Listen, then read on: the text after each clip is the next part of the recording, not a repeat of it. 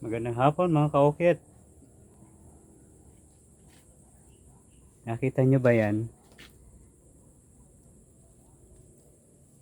Ganyan pa umpisa ng paggawa ng statue or rebulto na semento.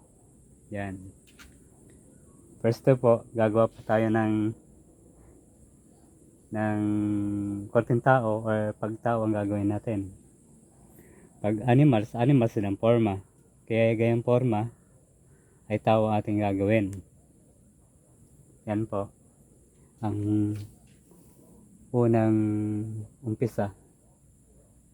At pangalawa po, pagka tapos ng ganyan ka naman po. Yan na. Semento na siya.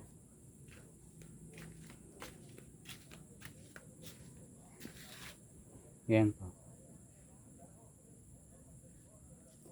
Yan. Ganyan po yung pangalawa. Susunod, i-update